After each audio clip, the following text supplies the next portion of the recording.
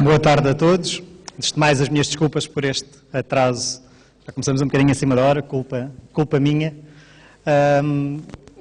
Cumprimento especial e o agradecimento ao Ulisses Moraes por estar connosco e por ter aceito o convite para aqui estar. É muito importante para nós, que sendo alguém também que está muito perto de nós, e às vezes estamos aqui na região e parece que andamos cada um para a sua vida e não nos ligamos muito, e o Ulisses foi logo muito aberto e muito disponível para poder vir partilhar um pouco da sua experiência connosco, e por isso também este nosso agradecimento, que é papel também da Universidade, abrir-se para aquilo que é a região e para as pessoas que estão na região e nesta área fundamental do futebol, e dar-nos aqui um contributo também para que os nossos alunos possam sair com outro tipo de visão e de experiência.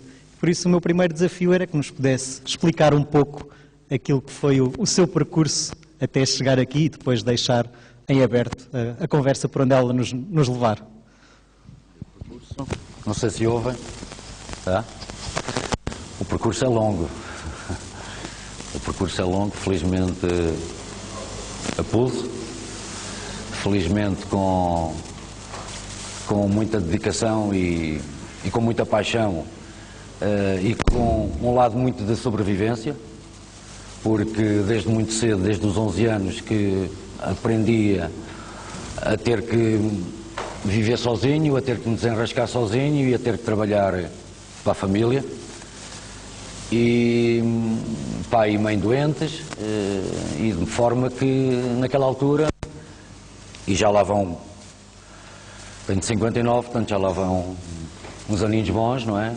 Cerca de 40 anos quase, cerca de 50 anos quase, que desde muito cedo passei a fazer aquilo que um adulto tinha que fazer com a minha idade, não é? Portanto, houve um conjunto de responsabilidades, houve um conjunto de comportamentos que eu tive que tomar desde muito cedo, que me fez crescer muito rápido, que me fez tornar muito autónomo e muito decidido, e que fez muito da minha personalidade, com as virtudes e com os defeitos que ainda hoje consigo.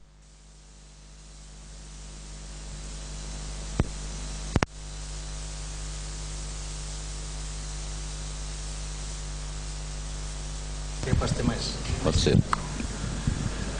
Conforme eu estava a dizer, tudo isso traz-nos muitas vantagens, mas traz-nos muitas desvantagens também, que depois, com o tempo e com as responsabilidades de um crescimento rápido e abrupto, faz de nós umas pessoas diferentes, e algumas das coisas que durante a vida nós temos que as trabalhar e as melhorar para depois podermos estar numa sociedade que não tem no fundo muito a ver, isto contado hoje, como já acontece frequentemente, falar com amigos e essencialmente com jogadores, e contar um pouquinho daquilo que é a minha experiência, para levar também para eles um lado que me interessa, não é? Que é um lado mais responsável, mais sério. É evidente que ao falar sobre isso eles não conhecem, e ainda bem que por um lado não conhecem, e que lhes passa ao lado e que até de alguma forma os adormece, não é? E de forma que eu também não vos quero, depois do almoço, fazer dormir, e quando me obriga a falar de uma carreira, ela não se resume ao Johor campeão na Malásia, não é?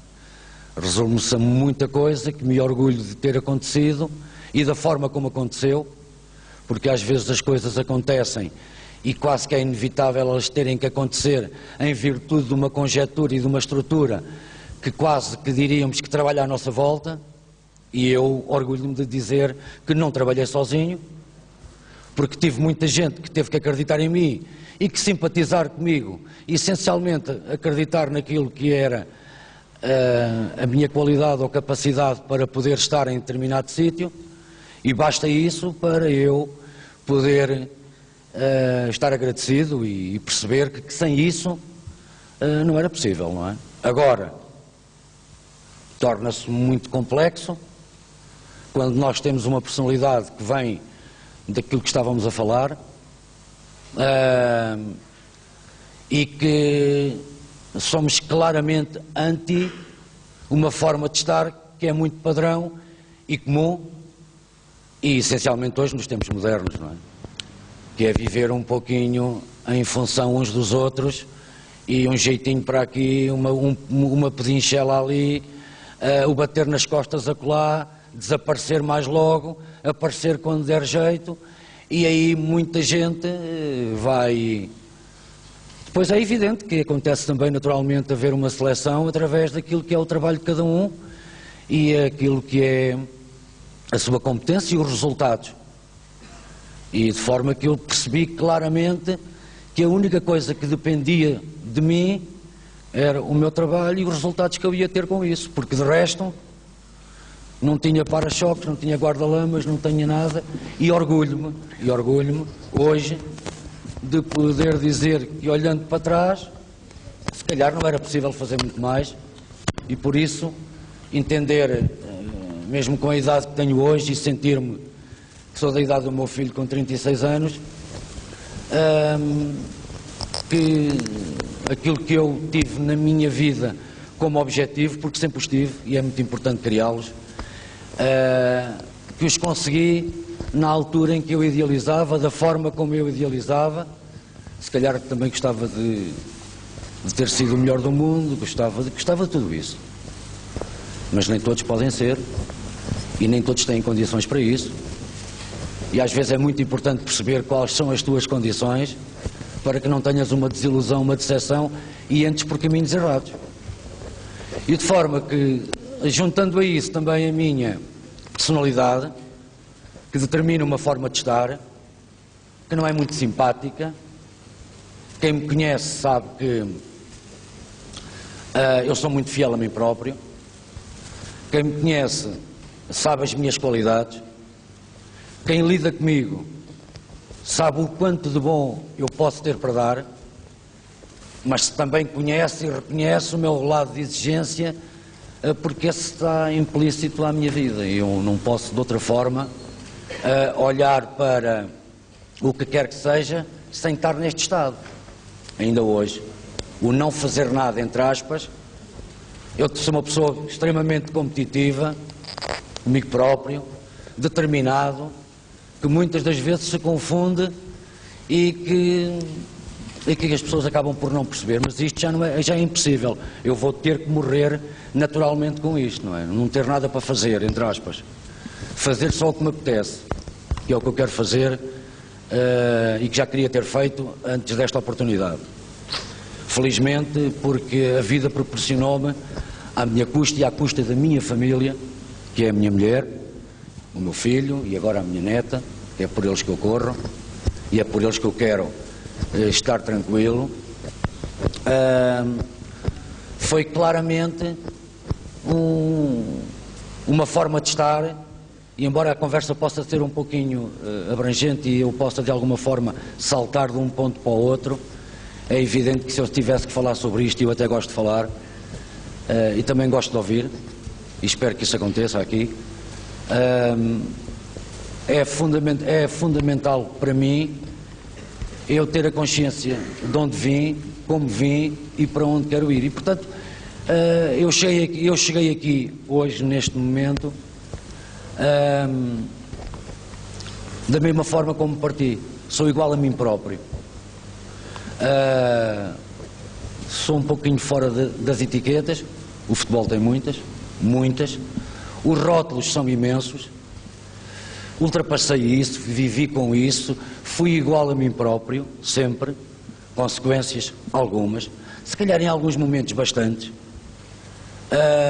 Correr sozinho, sem patrocinador, tem custos, mas também nos dá uma grande liberdade e uma capacidade enorme de podermos com os tempos, e é preciso que esses tempos corram naturalmente, com os tempos de pôr uma marca, e eu tive alguns rótulos de uma pessoa intransigente, porque,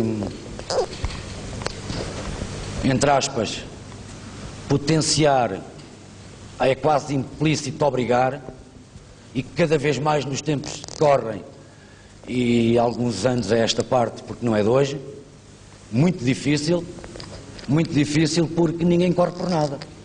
E eu sempre entendi que correr sozinho, sem patrocinador, e tentar chegar aonde quase que é impossível, e estar lá com a mão, e sentir que tem gente ao meu lado que não luta, que não corre, e que ainda por cima tem patrocinador, era um desafio e era uma forma de estar que me incomodava, e portanto eu aí era um pouquinho intratável. Eu estou bastante melhor com os tempos, porque naturalmente tinha que ser, ou te adaptas, ou te corriges também, porque não, ou então ficas naturalmente fora daquilo que é o processo e a evolução, independentemente dessa evolução, na minha opinião, não ser a melhor. Mas o percurso e o caminho é esse, e de forma que, fazendo uma pequena retrospectiva, a verdade é que olhar para trás, nestes quase 50 anos, desde que comecei a trabalhar e a trabalhar jogar aos 11 anos e até hoje com 59 anos, muita coisa ficou por fazer, mas muita coisa me orgulho de ter feito, e para mim, porque aos olhos dos outros será pouco naturalmente, mas quando as ferramentas são o que são, quando as oportunidades são conseguidas, vocês conhecem isso, não é? Há muita gente que as coisas caem um pouquinho do céu e nós temos que fazer muito por isso. Muitas das vezes é a capacidade daqueles que lhes caem as coisas do céu, porque são naturalmente extraordinários. Outra coisa é sem serem extraordinários e as coisas acontecem como que por magia, como que... E eu não sinto que isso aconteceu na minha vida. Sinto que a minha vida hoje, olhar para trás é quase como uma magia, mas só eu sei, e naturalmente a minha família, porque eu desde os 18 anos que estou nesta terra, e desde os 18 anos que estou com a minha mulher, e foi só eu e ela, e depois logo a seguir o meu filho, que é quase da nossa idade, a correr sozinhos, não é? A correr sozinhos e a correr por todo lado e a lutar por tudo. E portanto isto é uma experiência de vida e é uma forma de estar que depois é quase que impossível para a plateia que aqui temos, grande parte dela, poder falar sobre isto, porque na verdade ainda bem que hoje as coisas são de forma diferente e as experiências são diferentes, e falar sobre isto é como que, mas era preciso isso tudo, mas o que é que se passa, mas o que é isso, não é? Portanto há muita coisa que só o passar por elas e as dificuldades da vida, que hoje são outras, e que juntando a estas as outras que eu passei e que me fez chegar aqui, a estar convosco hoje, para mim é um orgulho imenso. É um orgulho imenso porque sinto que tive uma maratona que acabou por ter um final à minha maneira e que para mim me satisfaz e que me deixa feliz e orgulhoso. E de maneira que falar do Johor é uma experiência que eu procurava e que a partir de determinada altura, este procurar era sempre que me convidavam. Pá, tenho aqui uma possibilidade para si, o que é que você acha e tal, e disse, pá, se fosse assim, ainda era capaz, se fosse assado. E portanto, durante vários períodos, eu abdiquei de alguns projetos, entre aspas, no nosso futebol, porque entendi que não era aquilo que me realizava. E aqui também há outra coisa, que eu sou sincero e quando falo de mim tenho que falar das coisas boas e das coisas menos boas. Eu, se não estiver motivado, eu não estou em lado nenhum, saio na hora ou não entro para elas, se não estiver seguro, e portanto há uns anos atrás isto não acontecia. Portanto eu também tenho que reconhecer em mim que a partir de determinado momento na minha vida, pelo bem-estar, pela tranquilidade, pelo aquilo que alcancei na vida em termos de segurança familiar e até para um ideal de vida que eu tenho, que desde muito cedo pensei que era fundamental não ver aquilo que aconteceu aos meus pais, acamados e cheios de problemas e a necessitarem de ajuda e de alguém que precisava de trabalhar e de estar com eles, foi sempre um fantasma que teve na minha vida, e eu queria chegar a determinada idade e queria ter todas as condições de dizer basta, chega, e vou fazer o que quero e vou viver como quero enquanto tenho saúde. E felizmente consegui. E de forma que as oportunidades que iam surgindo não, de alguma forma não me convenciam, não me motivavam. E esta ida para a Malásia acontece um pouquinho, é daquelas coisas. Há um convite de um diretor desportivo que eu tive como jogador no Marítimo, que foi meu jogador, e que eu desconhecia de todo que ele estava na Malásia, e um dia ele soube que eu tinha saído do Famalicão e fez-me um convite se eu estaria disponível para ir para a seleção da Malásia. E eu ponderei, pensei, fui analisar uma série de coisas, fui perceber, não conhecia de todo, tirei e cruzei uma série de informações com ele e decidi partir para essa aventura. O presidente da Federação da Malásia, juntamente com os restantes dirigentes, ao receber tivemos várias horas de reunião e de conversação e de análise. Esse presidente da Federação era o presidente do clube do Johor, o Príncipe. E de forma que, durante os dias que lá estive e das visitas que fiz a vários clubes, juntamente com ele e com outras pessoas, eu percebi que estava numa dimensão para a qual eu não conhecia, a todos os níveis de trabalho, o aparente relacionamento que depois tínhamos que confirmar, não é? Mas essencialmente as condições dos clubes e a forma como eles viam o jogo e como eles precisavam que o futebol deles fosse de determinada forma, que tinha muito a ver com aquilo que eu gostaria de um dia encontrar. Mas o príncipe, estas coisas de príncipes e de reis, não é? Ao final de uns dias, decidiu que um dos meus colaboradores não haveria de fazer parte da minha equipa técnica. E isso fez-me vir embora. E ao fim de uns dias voltei a ter um contacto no sentido de eu poder pensar ou repensar a ideia de voltar à Malásia, não para a Federação, mas sim para o clube, porque o presidente, neste caso o príncipe, como um homem inteligentíssimo, 34 anos, inteligentíssimo, e que eu vim a confirmar e a constatar que tudo aquilo que se tinha passado e que eu não consegui descortinar, tinha a ver com uma estratégia dele, que era naturalmente desviar-me as minhas ideias da Federação e fazer com que eu ingressasse no clube. E eu, depois de pensar e de repensar, acedi a ir, também muito por aquilo que encontrei nos 10 dias que lá estive, nas condições que eu percebi, e foi assim que eu chego ao clube, não é? E é assim que eu chego ao clube, um pouquinho pelo engano, porque aquilo que naturalmente me seduziu à partida não foi aquilo que me motivou depois, porque depois de lá estar e de constatar um conjunto de coisas, fez com que eu tivesse baixado a resistência e tivesse aumentado outras motivações. E de forma que o mais importante e interessante para chegar aqui ao ponto do Johor é que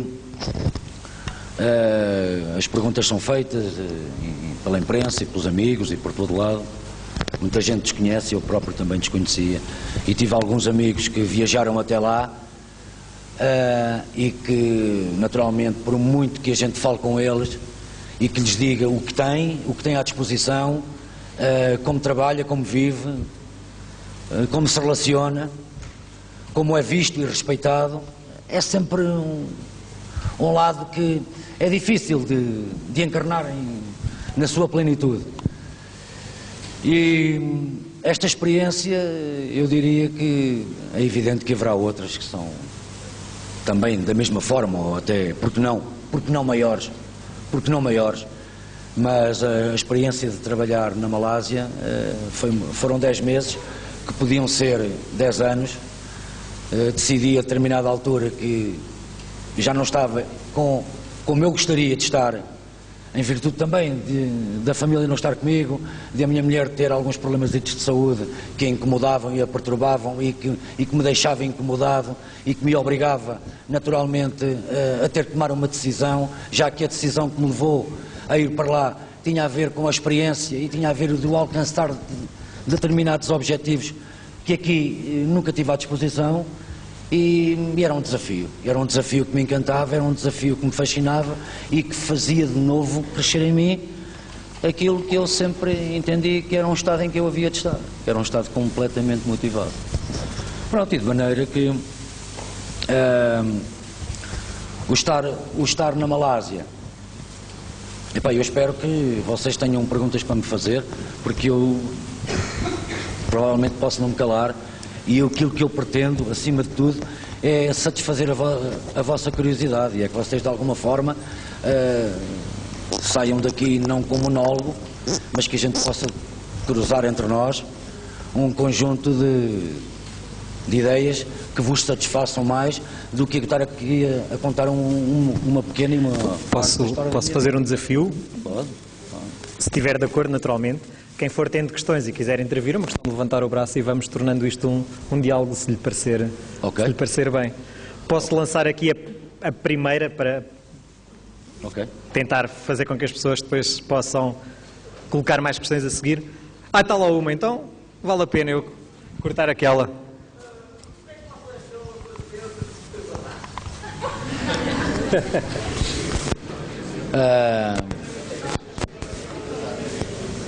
És das aves, não? Deves... e acompanhavas? Acompanhas? Pronto, então para já os parabéns. A experiência foi, até ao dia que eu decidi me vir embora, fantástico.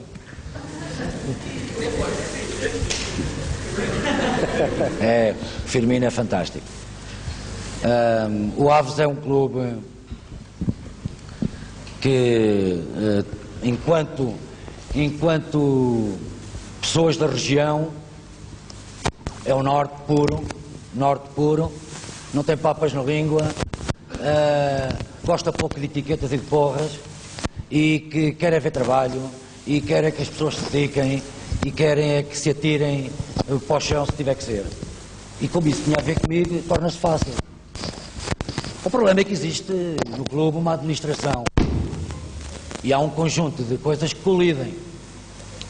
E comigo, quando alguém quer bater de frente, eu não viro as costas, e de maneira que a partir de determinada altura, e é importante dizer isto, se te recordas, e isto aconteceu-me comigo em vários lados, não foi só no Aves, e não foi só com administrações de outros países, também foi com administradores e com diretores do nosso futebol, que é de aflitos. Como te lembras, cheguei à quinta ou à sexta jornada, tinham despedido o Abel e 2 pontos, e ninguém acreditava em nada nem em ninguém, toda a gente estava de desespero, e naquela altura valia tudo. E de maneira que fomos por aí fora, todos, e a administração também, e a partir de determinada altura acharam que era o momento de entrar em cena e de dizer: espera aí, mas isto afinal é só para os jogadores e para os treinadores, nós também somos aqui gente. E começaram a meter os pés para as mãos, e começaram a trocar tudo, e a interferir, e a querer ingerências, e a fazer um conjunto de ações que eu entendia que não tinham que ser assim, e como eu não papo grupos, entendi que o mais importante era eu sair. E na última semana, com contrato para mais um ano, e não era um contrato de trazer por casa, porque há muitos contratos aqui de trazer por casa, em que a gente diz assim, eles até não despedir, porque não lhes custa nada pagar o que têm que nos pagar. E eu sempre onde trabalhei, e no Aves também, trabalhei sempre com a ideia de que vou dar o meu melhor, têm que pagar o melhor de mim. E de forma que também quando chegou a hora disse: não quero um tostão vosso, a partir deste momento não quero nada mais vosso. E foi assim que eu saí, com muita pena minha, mas de muito bem comigo, mais uma vez de um clube como o Aves.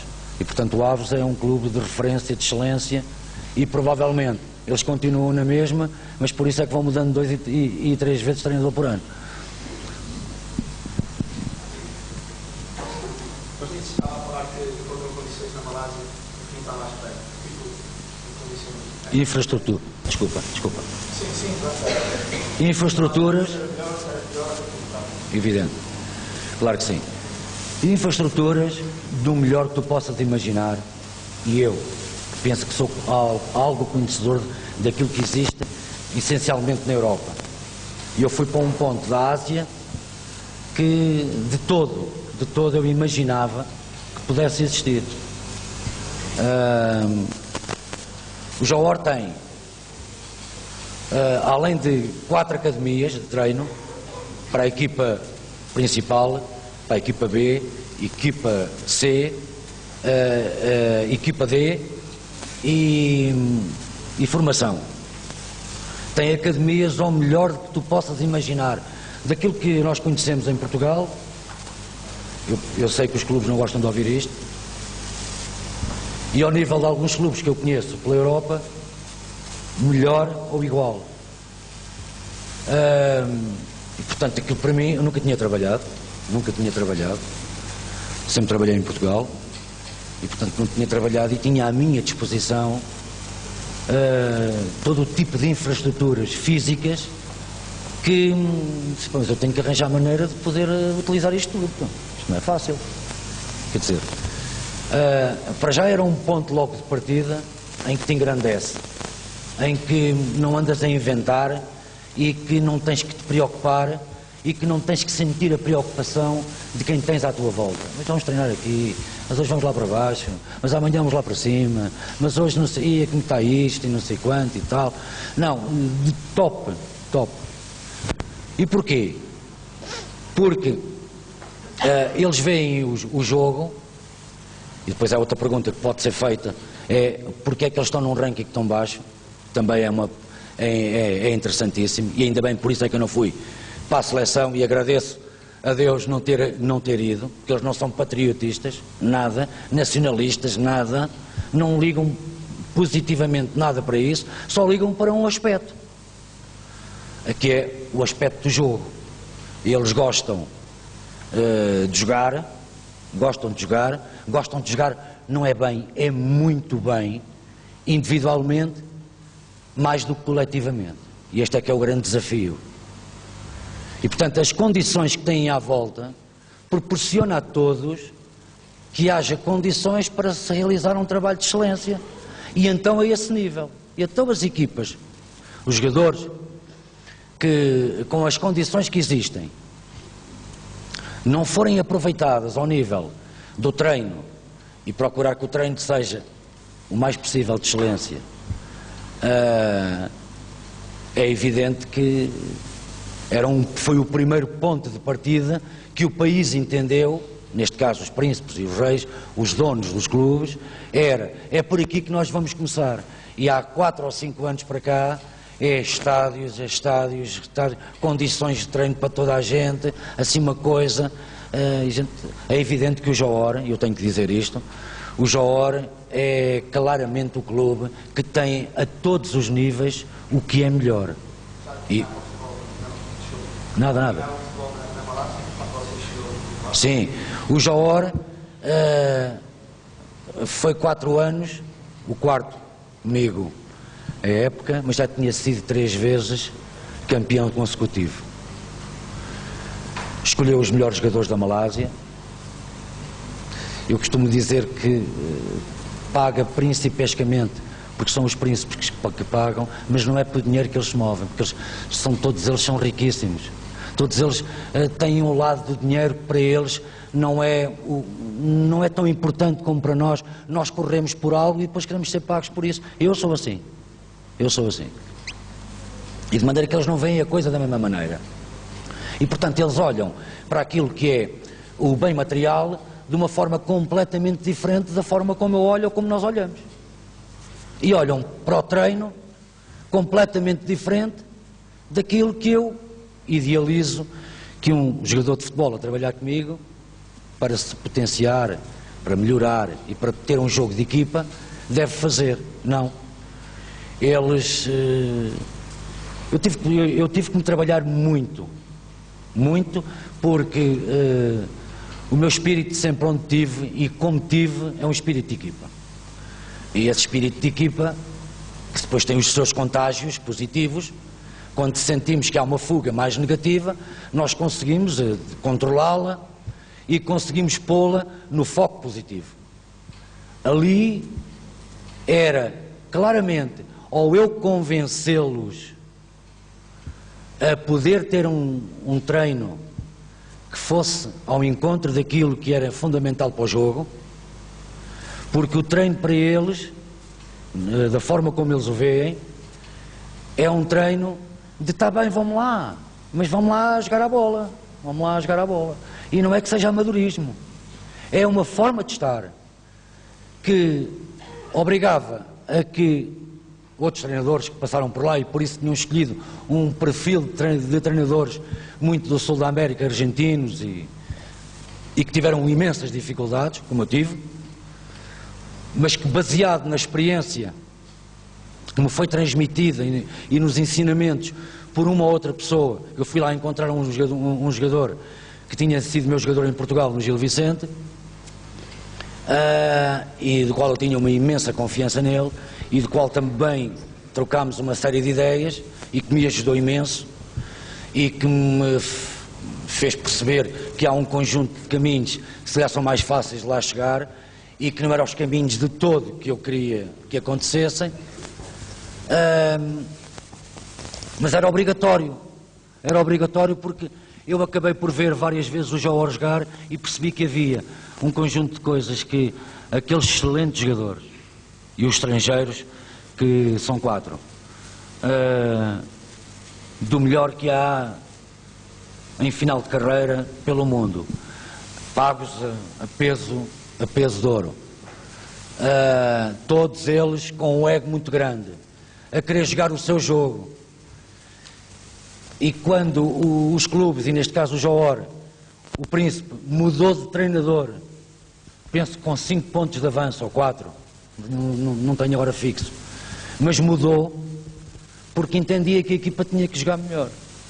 Mas é evidente que a equipa, para jogar melhor, não bastava ao treinador chegar lá e dizer que vamos jogar melhor desta maneira. Aquilo tinha que se pôr um pouquinho em prática. E esse pouquinho em prática, que eu pensava, era muito pouco mesmo, porque todos os hábitos de treino que eles pretendiam eram hábitos de treino muito individualistas e hábitos de treino muito analíticos, muito anarcas. Uma forma de estar que inviabiliza de todo a mão do treinador. E eu percebi desde cedo que ia ter ali um grave dilema, não é? Em insistir por um caminho para chegar aos objetivos ou fazer um pacto e um acordo para que eu pudesse, entre aspas, enganá-los e levá-los para onde eu queria.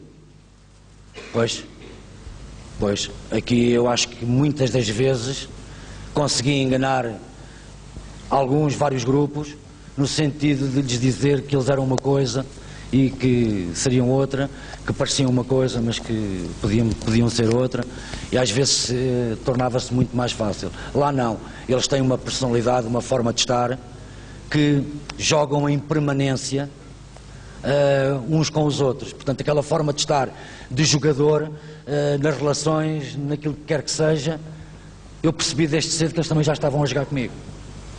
E que eu por ali também não ia. Portanto, este foi um lado, o lado mais difícil que eu entendo que tive enquanto treinador do clube nas primeiras 2 semanas. Era que eu percebia claramente que havia algo que, se não mudasse, o jogo da equipa não melhorava. E que tinha que convencer determinados jogadores a fazer determinado tipo de hábitos, de treino, para que depois eles pudessem interiorizar e aquilo acontecer. Mas depois também se torna muito difícil, porque quando tu vais para um jogo em que 2 horas antes, uns estádios de entre 40 a 90 mil pessoas estão cheios, em que o espetáculo já existe 2 horas antes, em que cantam o teu nome permanentemente, em que chamam todo o estádio o teu nome e o nome do adversário e que te deixam num estado de euforia e de ego, que é difícil depois tu dizeres, será que agora esta gente vai querer fazer o tal jogo coletivo? E, portanto, este jogo, este espetáculo na Malásia tem um fascínio enorme que eu aprendi. Acho que esta experiência na minha vida torna-se enriquecedora muito mais a este nível. Ensinaram-me muita coisa, aprendi a ser um pouquinho diferente, a aceitar um conjunto de diferenças, a perceber que aceitando e tendo um conjunto de diferenças também se conseguem resultados, que conseguiram-me trabalhar sem me dizer nada, e este trabalhar é conseguir-me levar para onde queriam, através de um convencimento que muito fácil de convencer, que é eu querer construir um diálogo contigo e eles não, 3 segundos, 5 segundos, não estão capazes de te ouvir mais do que 5 segundos. Ou seja, eu estou aqui se calhar a falar há 20 minutos, já aqui não estava ninguém. Já aqui não estava ninguém. Não é que que eles não gostem de ele, não lhes prende. Eles não estão, não é isso, eles não estão, não